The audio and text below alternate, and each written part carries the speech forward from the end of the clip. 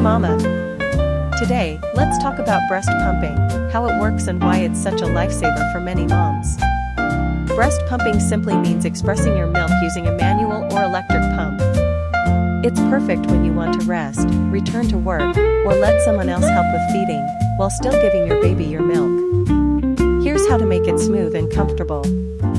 Find a calm, relaxing spot. Wash your hands and make sure all pump parts are clean. Gently massage your breasts before pumping to help your milk flow.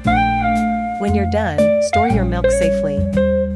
Fresh milk lasts about 4 hours at room temperature, 4 days in the fridge, and several months in the freezer. Always label with the date before storing.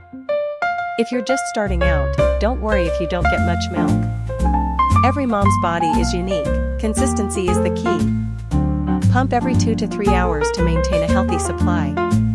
Don't forget to like, share, and subscribe for more simple breastfeeding tips.